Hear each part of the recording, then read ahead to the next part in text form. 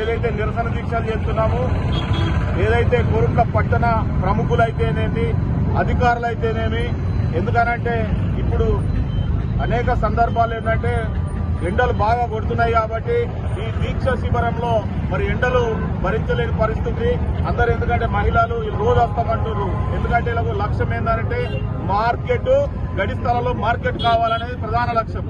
దానికోసం మేము మార్కెట్ 11:30 వరకు మాకు అయిపోతాయి అమ్మడము, తర్వాత రోజు వచ్చి ఒక అర్ధగంట కూర్చుంటామంటున్నారు. కానీ ఎండ వేడి ఉన్నది కాబట్టి ఇక ఈ దీక్షలను మేము ఏదైతే 5 రోజులు కూర్చుంటే కనువిప్పు చేయగలిగాం.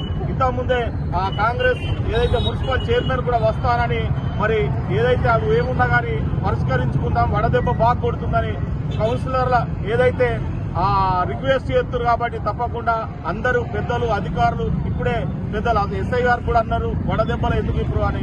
అంటే అందరి సలహాలు మేము పాటించి నిరసన దీక్షలు ఈ రోజు నుంచి ముగిస్తున్నాము. రేపటి నుంచి ఏదైతే ఇప్పుడు బీజేపీ మున్సిపల్లో ఉన్న బీజేపీ బీఆర్ఎస్ కౌన్సిలర్లు అందరూ కూడా, అట్లాగే కాంగ్రెస్ కౌన్సిలర్లు కూడా ఆల్రెడీ ఆల్మోస్ట్ బీజేపీ బీఆర్ఎస్ బేషరత్తుగా మేము సంతకాలు పెట్టి రెడీ ఉన్నాము.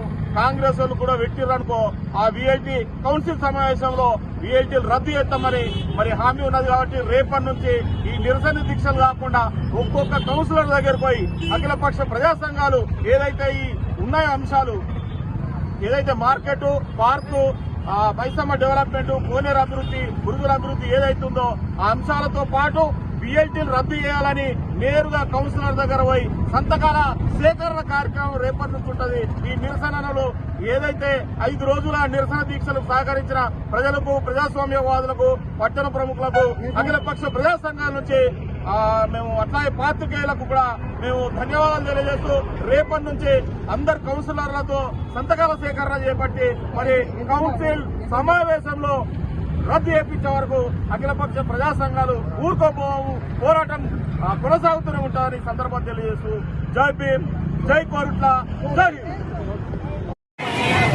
అఖిల పక్షాల ప్రజా సంఘాల ఐక్య వేదిక పెళ్లికి వచ్చినగా ఓటు బిడ్ వేసుకున్నారు ఇటే సౌదటి